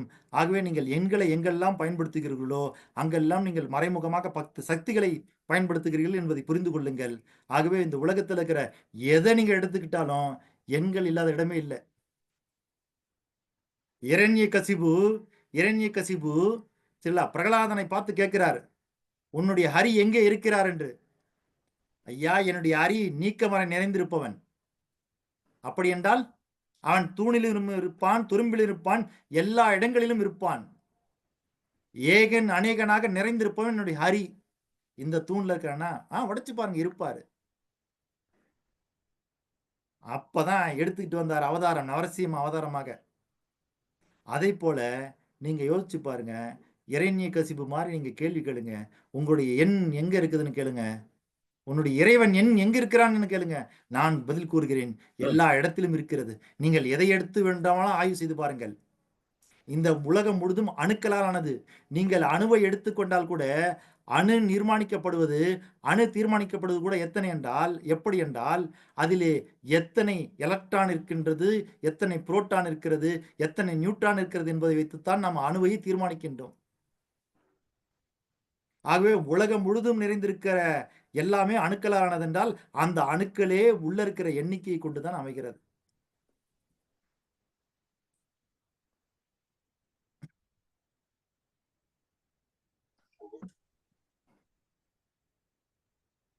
அதனால நான் சொல்றது, நீங்கள் வெற்றிக்காக எதையோ தேடிக்கொண்டிருக்கிறீர்கள், எங்கெங்கே தேடிக்கொண்டிருக்கிறீர்கள். ஆகவே உங்களுக்கு ஒன்றை மட்டும் சொல்லிக்கொள்ள விரும்புகிறேன். இருக்கும் இடத்தை விட்டு இல்லாத இடம் தேடி எங்கெங்கோ அலைகிறாய் ஞான தங்கமே. வெற்றிக்கான இடம் எண்களில் இருக்கிறது. எண்களை எடுத்து முழுமையாக பயன்படுத்துங்கள். எண்களை சிறப்பாக பயன்படுத்துங்கள். எண்களை ஒரு ஒழுங்குபடுத்திக் கொள்ளுங்கள். உங்கள் வாழ்க்கையில் எல்லாவற்றையும் நீங்கள் ஒரு ஒழுங்குடன் செய்வதற்கு எண்கள் தேவைப்படுகிறது. எண்களை கண்களாக பாவியுங்கள். எண்களுக்கு மதிப்பளியுங்கள். எண்களை மதியுங்கள். எண்களுக்கு மதிப்பு கொடுங்கள். எண்களை கொண்டாடுங்கள். எண்களை மிகப்பெரிய ஒன்றாக எடுத்துக்கொள்ளுங்கள் உங்களுடைய வாழ்க்கையில். ஆகவே கடவுளுக்கு நிகராக, உங்களுடைய கண்களுக்கு நிகராக எண்களை வைத்து பாருங்கள். எண்கள் உங்களுக்கு கண்களாகவும் உங்களுக்கு வழிகாட்டியாகவும், எண்கள் உங்களுடைய வாழ்க்கையினுடைய வெளிச்சமாகவும், எண்கள் உங்களுக்கு எல்லாமும் தரும் என்று கூறிக்கொண்டு, எல்லாம் இன்பமயம், அந்த இன்பமயத்திற்கு காரணமாக இருப்பது எல்லாம் எண்கள் மயம் என்பதை தெரிவித்துக் கொண்டு வாய்ப்பளித்த அத்தனை நல்ல உள்ளங்களுக்கும் சரியாக மணி 6:59 நிறைவு செய்கின்றேன் என்று நினைக்கின்றேன். மிக்க நன்றி. சரியாக பயன்படுத்தி நிறைவு செய்கிறேன். வாய்ப்பளித்த அத்தனை நல்ல உள்ளங்களுக்கும் மற்றும் மலேசியா மக்கள் நல்வாழ்வு குழுவினுடைய தலைவர் ரேகுராஸ் ஐயா அவர்களுக்கும், இதை வழிநடத்தக்கூடிய மலையா அவர்களுக்கும், அருணையா அவர்களுக்கும் அனைவருக்குமே நன்றி தெரிவித்து, இந்த குழுவிலே வந்திருக்கக்கூடிய அத்தனை நல்ல உள்ளங்களுக்கும் என்னுடைய மனமார்ந்த நன்றிகளை தெரிவித்துக் கொண்டு பேச வாய்ப்பளித்தமைக்கு மிகப்பெரிய நன்றியை தெரிவித்துக் கொண்டு விடைபெறுகிறேன். நன்றி, வணக்கம். நன்றி ஐயா, நன்றி நன்றி. சரியான எண் 7 மணிக்கு முடிச்சிட்டீங்க. 7 மணிக்கு இன்னும் 1 நிமிஷம் இருக்கு. அதனால மிக சிறப்பு. எல்லாம் எண்கள் மையம் என்ற தலைப்புல வந்து இது பல துறைகள் வந்து பல தொழில்துறையில இருக்கிறாங்களே, அவங்களுக்கு இந்த எண்கள் வந்து ரொம்ப சிறப்பாக அமையும். அதாமே ஆல் இஸ் நம்பர்ஸ், அதாவது இந்த 80-20 ஃபார்முலா, அதெல்லாம் வந்து நம்ம சொல்றதெல்லாம் இந்த எண்கள் அடிப்படையில தான். தொடக்கத்திலே நீங்க ஒரு பாடலோட ஆரம்பிச்சீங்க, ஆண்டவன் படைத்தான் அப்படின்ற தலைப்பு. இந்த சினிமா பாடல்லையே பல அற்புதமான பாடல்கள்லாம் இருக்கியா. நீங்க இந்த பாடல் பாட போது எனக்கு இன்னொரு பாடல் நினைவுக்கு வந்துருச்சு. அப்படியே ஒளிமயமான எதிர்காலம் என் உள்ளத்தில் தெரிகிறதுன்ற பாடலும் அப்படியே சேர்ந்து வந்தது. ஆகையால வந்து நிலையானது நிலையற்றது, இதை பார்க்க போனா அற்புதமா நீங்க சொன்னீங்க, அந்த எனர்ஜி, அந்த சக்தி அப்படின்னு. இன்னைக்கு உங்களோட பேச்சுல வந்து பல புதிய விஷயத்த வந்து நம்ம வந்து தெரிஞ்சுக்கிட்டோம். அதாவது 5 பூதங்கள் அப்படின்னு சொல்ல போது நம்ம புறபூதங்களை மட்டும்தான் நம்ம சொல்லிக்கிட்டு இருக்கோம், நீர், நிலம், காற்று, ஆகாயம், நெருப்பு அப்படின்னு. ஆனா இன்னைக்கு அகபூதங்கள் அப்படின்னு நீங்க சொல்லியிருக்கீங்க. காலசக்தி, ஆக்க சக்தி, இயக்க சக்தி, ஈர்ப்பு சக்தி, மின்சக்தி, அப்படியெல்லாம். இதெல்லாம் வந்து அற்புதமான ஒரு விஷயம். இன்னைக்கு பேச்சு வந்து நீங்க தொடக்கத்துல ஒரு 15-20 நிமிஷம் அது வந்து ஒரு கலந்துரையாடலாவே இருந்தது. நீங்க வந்து இந்த பார்வையாளரை வந்து பங்கெடுக்க சொன்னது, பல சகோதரிகள் வந்து அவங்க வந்து விளக்க சொன்னது, இது வந்து கொஞ்சம் அற்புதமாக இருந்தது. அதெல்லாம் நம்மளுக்கு நேரம் இருக்கு. இந்த நம்ம இன்னைக்கு 30க்கும் அதிகமான பேர் வந்து நம்ம கலந்துக்கிட்டாங்க. அதெல்லாம் அவங்க ஏதாவது இன்னைக்கு பேச்சை ஒட்டி கேள்வி கேட்கிறோம்னா இப்ப நாம் இந்த வாய்ப்பு நம்ம கொடுப்போம். இதை தொடக்கி வைக்கிறது நம்ம அருண் ஐயா தொடக்கி வைக்கட்டும். ஐயா அருண். வணக்கம். வணக்கம் மலையரசன் சார். வணக்கம். அசோக்குமார் சாரோட பேச்சு வந்து சிந்திக்க வைக்கிறாப்புல இருந்தது. நம்ம எல்லாமே நமக்கு தெரியல, ஆனா அதை வச்சுதான் நம்ம எல்லாமே ஒரு ஆள்கிட்ட ஒரு பணமா இருக்கட்டும், ஏதோ ஒண்ணு கொடுக்கறதா இருந்தா கூட அந்த எண்கள் வந்து முக்கியமா இருக்குங்கிறது தெரிஞ்சது. இன்னும் எண்களை பத்தி நிறைய விஷயங்கள் அவங்ககிட்ட இருக்குன்னு நினைக்கிறேன். இந்த குறைந்த நேரத்துல அவங்க கடைசியில அந்த முதல்ல நிறைய கலந்துரையாடல்களே போனதுனால நிறைய பாயிண்ட்ஸ் விடுபட்டிருக்கலாம். நிச்சயமா இன்னும் எண்களை பத்தி அவங்க பேசுனாங்கன்னா அது நம்ம வாழ்க்கைக்கு பயனுள்ளதா நிச்சயமா இருக்குங்கிறது என்னோட எண்ணம். நன்றி அசோக்குமார் சார், அருமையா பேசுறீங்க. 3 வருஷத்துக்கு முந்தி பேசின அசோக்குமார் சார் வேற, இப்ப அவங்க வழியே வேறங்கிற மாதிரி அருமையா இருக்கு. வாழ்த்துக்கள், வாழ்த்துக்கள். ஒரு திரைப்படத்துல சொல்லுவாங்கல்ல, நாங்கெல்லாம் அப்பவே அப்படி இப்ப சொல்லவா வேணும்மா. சரிங்களா? ஆமா ஆமா அருமை அருமை ஐயா இந்த மாதிரி அருமை தாங்க ஐயா இன்னைக்கு. மற்றவங்க இப்ப பேசட்டும் மலை சார். சரி நம்ம எனக்கு ஒரு ரேக்கல் கேள்வி இருக்கு, கேட்கலாங்களா? கேளுங்க கேளுங்கய்யா, ஐயா. இதான் வாய்ப்பு. கேளுங்க மிஸ்டர் கிருஷ்ணன், என் கிருஷ்ணன். பேரு கிருஷ்ணன். நீங்க சொன்னீங்க எல்லாமே எண்ணுல தான் உருவாகுது, அந்த எனர்ஜி தான் கடைசியில. விஞ்ஞானிகளை பொறுத்த வரைக்கும் அவங்க கடவுளே இல்லைன்றாங்க. அவங்க என்ன சொல்றாங்கன்னா எல்லாமே சயின்டிபிக் தான், எனர்ஜி அது மூலியமா தான் வந்தது. அப்படிங்கும்போது கடவுளை கும்பிட்டு புண்ணியம் இல்லைன்றாங்க. நீங்க வந்து கடவுளை நம்பாதே இல்லாதவங்களும் அவங்க ரொம்ப பேர் இருக்கிறாங்க. அந்த அடிப்படையில உங்க கருத்து என்ன? கடவுளை இல்லைங்க. நம்பலாமா இல்ல வேணாமா? இது வந்து என்னன்னா, இது ஒரு பெரிய ஆழமான சப்ஜெக்ட். சரிங்களா? இப்போ சொல்லுங்க. நீங்க மலேசியாக்காரரா, தமிழ்நாட்டுக்காரரா? மலேசியாக்காரர். மலேசியாக்காரரு. ஆமா. மலேசியால காருக்கு என்ன பேரு? காருக்கா? ம். மோட்டார் வண்டி. வாகனம். நான் காருன்னு தான் கூப்பிடுவோம். காடி காடின்னு கூப்பிடுவோம். காடின்னு கூப்பிடுங்களா? ஆமா. அப்போ அங்க காடின்னா வேற பொருள், இங்க காடின்னா வேற பொருள். இப்ப 2 பேருமே இப்ப புரியுது. காடினா என்னன்னு பேசணும்னா தப்புன்னு அர்த்தமாயிடும். ஆமா. சரிங்களா? அந்த மாதிரி கடவுள்னா உங்களுக்குள்ள என்னவா இருக்குதுன்னு எனக்கு தெரியாது, எனக்குள்ள என்னவா இருக்குன்னு உங்களுக்கு தெரியாது. அப்ப 2 பேருமே முதல்ல அந்த கடவுளை எடுத்து முதல்ல முன்னாடி வச்சுக்கணும். அப்ப நீங்க சொல்ற கடவுளும் நான் சொல்ற கடவுளும் முதல்ல ஒண்ணான்னு பாத்துக்கிட்டு அதுக்கு பிறகுதான் அது இருக்கா இல்லையா, அது என்னெல்லாம் பண்ணுதுன்னு நம்ம கேள்வி கேட்டோம்னா பேசணும்னா அந்த விவாதம் சரியா இருக்கும்னு நினைக்கிறேன் நானு. நான் என்ன சொல்றேன்னா விஞ்ஞான ரீதியில கடவுள் இல்லைன்றாங்க. ஏன்னு கேட்டா அணுக்கள் சக்தின்றாங்க. ஆனா இந்த நம்மளோட கலாச்சாரம் இந்து மதத்தைப்படி கடவுள்ன்றாங்க. அப்படின்னும் போது இதை நம்பலாமா அதை நம்பலாமா? உங்க கருத்து என்ன? அதான் நான் கேட்கிறேன். ஏதாவது ஒண்ணு நம்பணும், எதை நம்பலாம் அதை சொல்லுங்க. இல்ல அதுதாங்க ஐயா, அதாவது என்னன்னா அறிவியல் என்பது நிரூபணங்களுடைய அடிப்படையை கொண்டது. சரிங்களா? அறிவியல் என்பது நிரூபணத்தினுடைய அடிப்படையை கொண்டது. ஆன்மீகம் என்பது உணர்வினுடைய அடிப்படையை கொண்டது. சரிங்களா? உங்களால உணர முடிகிறது என்றால் உணர முடிகிறது என்றால் அது இருக்குதுன்றதான் நிச்சயம். உங்களால உணர முடியலன்னா அது இருந்தும் என்ன பயன்னு கேட்கிறேன்.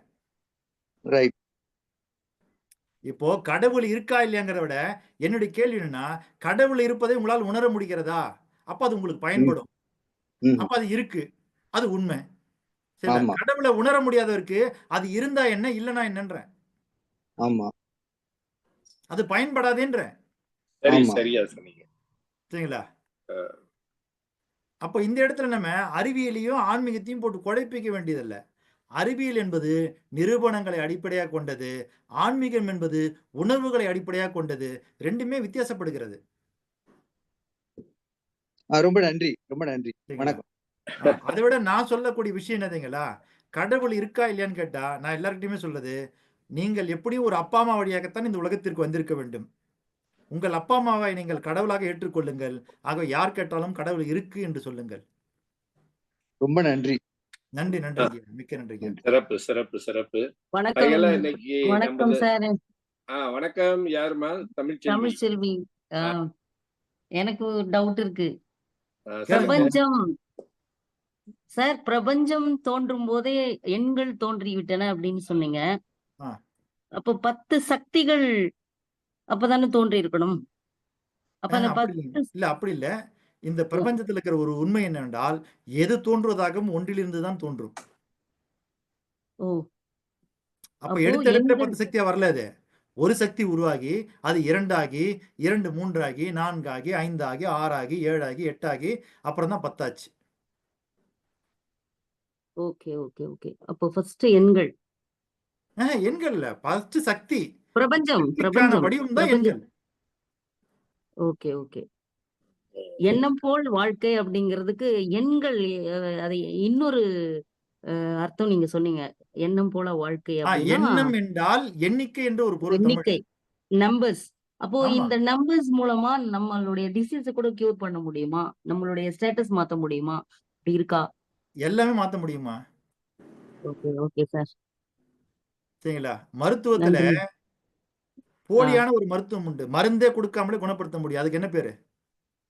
ஐயோ! அதுக்கு ஒரு நல்ல பேர் இருக்கு. யாராவது ஆக்சுவலா சொல்லுங்க. இன்னைக்கு மேடத்துக்கு தொண்டை வரைக்கும் வந்துருச்சு, அதுக்கு மேல வரல. ஆமா, ஆமா. ஐயா, அது என்ன மருத்துவம்? Natural treatment.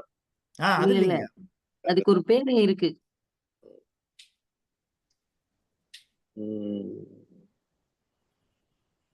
ஹீலிங்னு சொல்லுவாங்களா அதையா?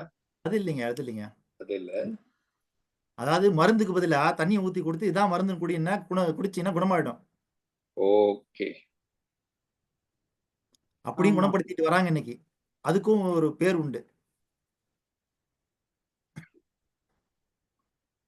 பச்சிலை மருத்துவமாங்க சார்? ம். பச்சிலை மருத்துவமா? இல்லைங்கம்மா, அது இல்ல. சரிங்க என்ன சார். சக்தி தான் அது? என்ன சக்தி? என்ன சக்தி? அது சம்பந்தமான ஒரு விஷயம். இப்ப இல்ல. நம்ம கூகுள் அதுக்கு இருந்தா ஒரு சொல்லியிருப்பாரு. நம்ம கூகுள் இங்க இல்ல.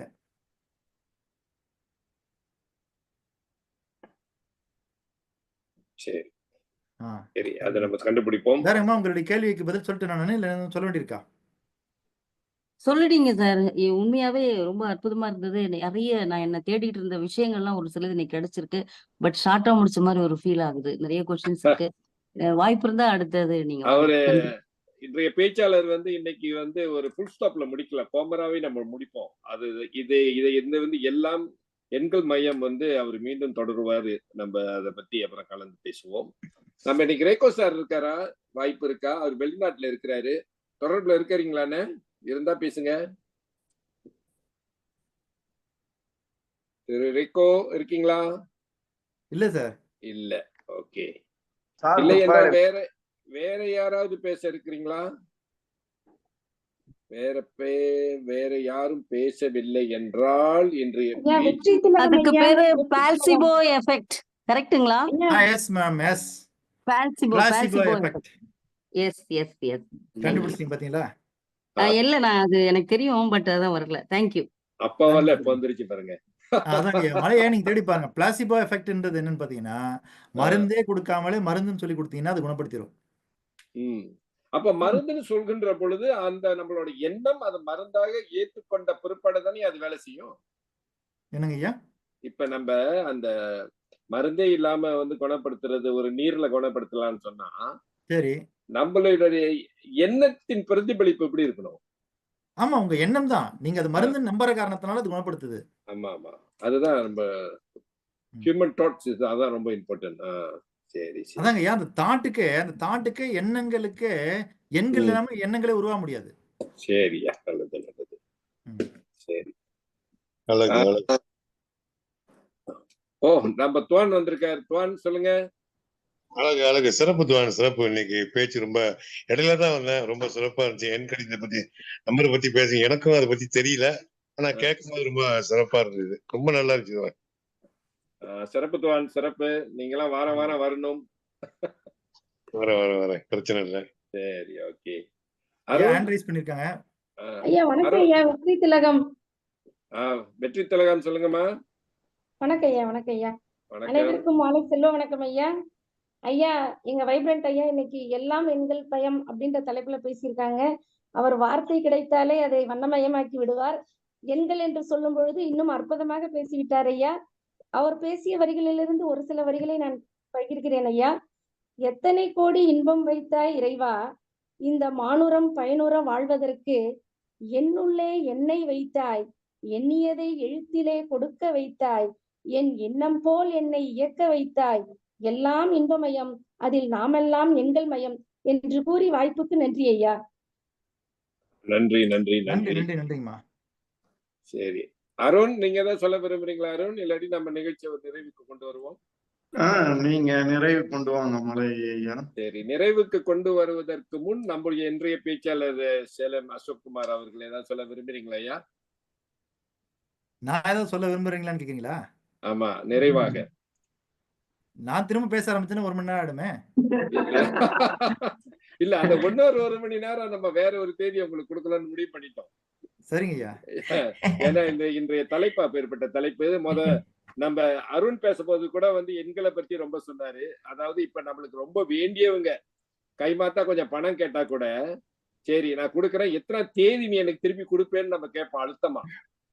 அப்ப அந்த கண்டிப்பா ஐயா. எண்கள் ரொம்ப முக்கியமான விஷயம். ஐயா, நான் எப்பொழுதுமே எல்லா இடத்துலயும் ஒன்றை மட்டும் சொல்லிக்கொள்ள விரும்புகிறேன். அது ம், என்னவென்றால், ம், இந்த மாரி எத்தனை மீட்டிங் வேணாலும் போங்க. எத்தனை ம். மீட்டிங் வேணாலும் கேளுங்க. சரிங்களா? நல்ல கருத்துக்கள் கிடைக்கும். நெறைய நிச்சயமா. அறிவு கிடைக்கும். சரிங்களா? ம், நெறைய தகவல்கள் கிடைக்கும். நெறைய ம். தரவுகள் கிடைக்கும். எவ்வளவு கிடைச்சாலும், நீங்கள் எதை செயலாக மாற்றப் போகிறீர்கள் என்பதை நீங்கள் தீர்மானியுங்கள். கண்டிப்பா. அதுதான் ஏன்னா, முக்கியமான விஷயம். செயலாக மாறாத இருக்கக்கூடிய கருத்துகளோ, ம். சரிங்களா? பொருளோ அல்லது எதுவாக இருக்கட்டும், செயலாக மாறாத வரைக்கும் அது உங்களுக்கு பயன்படாது. ஆகவே எந்த மீட்டிங்ல கலந்து கொண்டாலும், அங்கிருந்து எந்த கருத்து கிடைச்சாலும், எந்த சிந்தனை கிடைச்சாலும், எது கிடைச்சாலும், அதை ஏதாவது ஒரு வகையில ஒரு சின்ன செயலாக மாற்றிக்கொள்ளுங்கள். உங்கள் வாழ்க்கையில் மிகப்பெரிய வெற்றி கிடைக்கும். நிச்சயம், நிச்சயம், நிச்சயம். சிறப்புயா, சிறப்புயா, சிறப்பு. ஆகையால இன்றைய நிகழ்ச்சி வந்து எல்லோரும் வந்து அடுத்த இவரு நம்மளுடைய அசோக் குமாரோடைய பேச்சு மீண்டும் தொடரணும் என்று நினைக்கின்றார்கள். ஆகையால இன்னைக்கு நம்ம முற்றுப்புள்ளி வைக்க வேண்டாம். இது ஒரு கோமராக வச்சு திருப்பி வந்து அசோக் அவர்களை மீண்டும் அழைத்து இந்த தலைப்பிலேயே பாகம் 2ஆக நம்ம வந்து பேச வைப்போம். ஆகையால இன்னைக்கு நிறைய விஷயங்கள், அதாவது நீங்க சொல்ல போது ஒரு விஷயம் வந்துச்சு. இப்ப அலையனா நீங்க குறுக்கிடுவதற்கு மன்னிக்கவும். ஒரு புதிதாக வந்தவர்கள் யாராவது இருந்தால் ஒரு வாழ்த்து ஏதாவது சொல்லலாமே. நிறைய பேர் வந்திருந்தார்கள் என்று. நன்றி. அச்சப்படுறாங்க பேசுறதுக்குமா? பரவாயில்லைங்க, பரவாயில்ல. நன்றி. ஆனா இன்னைக்கு அசோக் குமார் பேசின பேச்சு 1 மணி நேர பேச்சுக்கு வந்து அவரு எத்தனை ஆண்டு அவரு வந்து செலவு பண்ணியிருக்கணும், எவ்வளவு ஆமா. புத்தகங்கள் படிச்சிருக்கணும், எத்தனை ஆராய்ச்சி பண்ணியிருக்கணும்.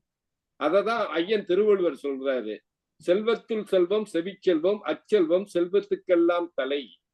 அப்ப இந்த நம்ம 1 மணி நேரத்துல நம்ம வந்து இந்த ஜூம் இன்னைக்கு உட்கார்ந்து அவர் கேட்ட கேள்வி எல்லாம் ஒரு பொக்கிஷமாக நம்ம மனசுல தேத்தி கொண்டு, அது மட்டும் அல்லாம வாழ்க்கையில வந்து அதை பயன்படுத்தி வெற்றி காணணும். இதுதான் மக்கள் நல்வாழ்வு இயக்கத்தோட நோக்கமும் கூட, நமது ரேகோராசோட நோக்கமும் கூட, இன்றைய பேச்சாளரின் நோக்கமும் கூட. எந்த ஒரு நல்ல விஷயம் பயன்படுத்தாத வரைக்கும் அது பயனில்லை. இன்னைக்கு அவர் வலியுறுத்தி சொன்ன விஷயமும் அதுதான்.